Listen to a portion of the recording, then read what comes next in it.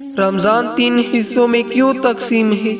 پہلا غشہ، دوسرا غشہ، تیسرا غشہ۔ دوستو، کبھی اپنے غور کیا رمضان ایک ہی مہینہ ہے لیکن اسے 3 حصوں میں کیوں بانٹا گیا؟ پہلا غشہ، دوسرا غشہ، تیسرا غشہ۔ کیا یہ صرف دن گننے کے لیے ہے یا اس کے پیچھے اللہ کی کوئی گہری حکمت چھپی ہوئی ہے؟ آج ہم اسی راز کو کھولنے جا رہے ہیں۔ رمضان صرف روزے کا مہینہ نہیں، رمضان صرف بھوک اور پیاس کا نام نہیں، سحری اور افطاری کا نام نہیں، تراویح اور قرآن کا نام نہیں۔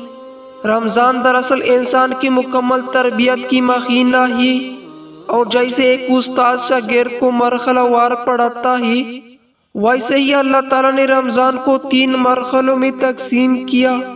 رمضان کی تقسیم اللہ کی حکمت۔ اللہ تعالیٰ کچھ بھی بغیر حکمت کی نہیں کرتا۔ دین کو رات بنایا، رات کو دین بنایا، نماز کے 5 وقت رکھے، حج کی مخصوص دین رکھے۔ اسی طرح رمضان کو بھی 3 حصوں میں تقسیم کیا۔ نمبر 1 رحمت، نمبر 2 مغفرت، نمبر 3 نجات۔ یہ تقسیم ہمیں بتاتی ہے کہ اللہ بندے کو آہستہ آہستہ اوپر اٹھاتا ہے۔ پہلا غشہ رحمت کا غشہ۔ رمضان کی پہلے 10 دن رحمت کے دن کہلاتے ہیں، یعنی اللہ کی رحمت ہر طرف برس رہی ہوتی ہے۔ رحمت کیا ہے؟ رحمت کا مطلب ہے اللہ کے مہربان ہونا، اللہ کی نرمی کرنا، اللہ کا قرب آ جانا۔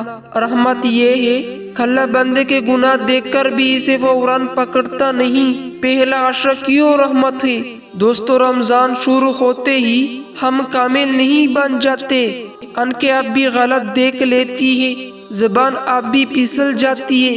اگر اللہ پہلے دن ہی انصاف پر آ جائے تو ہم میں سے کون بچے گا؟ اس لیے اللہ پہلے غشے میں رحمت سے پیش آتا ہے۔ پہلا غشے کا پیغام: اے بندے، میں جانتا ہوں کہ تو کمزور ہے، لیکن آ جا، میں دروازہ کھول رہا ہوں۔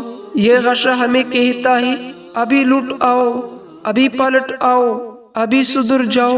پہلے غشے کی دعا: اے اللہ، ہم پر رحم فرما۔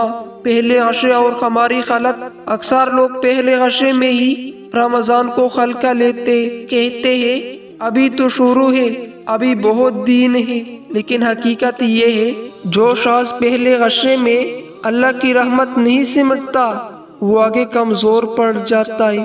دوسرا غشہ مغفرت کی غشہ۔ رمضان کی دوسرے 10 دن مغفرت کے دن کہلاتے۔ مغفرت کیا ہے؟ مغفرت کی مطلب گناہ معاف ہونا، غلطیاں مٹ جانا، نام عمل صاف ہونا۔ یہ صرف معافی نہیں، یہ گناہوں کی ڈانپ دیتا ہے۔ دوسرا غشہ کیوں مغفرت ہے؟ پہلے غشے میں دل نرم ہو جاتا ہے، آنکھیں جھک جاتی ہے، زبان قابو میں آ جاتی ہے، اب بندہ معافی مانگنے کے قابل ہو جاتا ہے۔ اسی لیے اللہ دوسرے غشے میں فرماتا ہے آپ مانگو، آپ رو، آپ توبہ کرو۔ گناہ اور ہماری حالت: ہم گناہ کو چھوٹا سمجھتے لیکن گناہ دل کو سایہ کر دیتا ہے۔ اور یاد رکھیے، گناہ سے نفرت کرنا توبہ کی پہلی سیڑھی ہے۔ دوسرے غشے کی دعا: اللہم اغفر لنا، یا اللہ ہمیں معاف فرما۔ یہ غشے ہمیں کیا سکھاتا ہے؟ یہ غشہ سکھاتا ہے رونا کیسا ہے، مانگنا کیسا ہے، ٹوٹنا کیسا ہے۔ یہ غشہ ہمیں اللہ کے سامنے جھکنا سکھاتا ہے۔ تیسرا غشہ جہنم سے نجات کا غشہ۔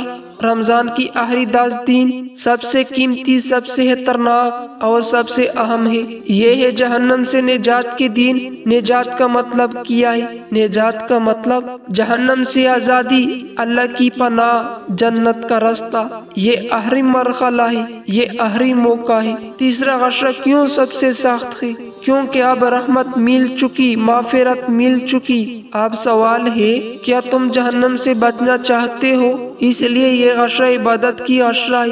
حضرت محمد صلی اللہ علیہ وسلم کا عمل: جب آخری غشہ آتا تو آپ صلی اللہ علیہ وسلم راتیں جگتے، گھر والوں کو جگاتے، یہ بتانے کے لیے کہ اب سونے کا وقت نہیں، اب مانگنے کا وقت ہے۔ شب قدر تیسرا غشہ ہمیں ایک ایسی رات دیتا ہے جو ہزاروں مہینوں سے بہتر ہے۔ یہ رات بتاتی ہے ایک رات پوری زندگی بدل سکتی ہے۔ تیسرا غشہ کی دعا، اللہم اجرنی من النار، اے اللہ ہمیں جہنم سے بچا لے۔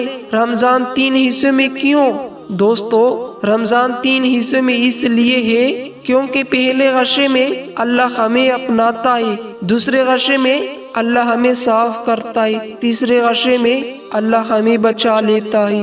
ایک مکمل سفر ہے، رحمت سے مغفرت، مغفرت سے نجات۔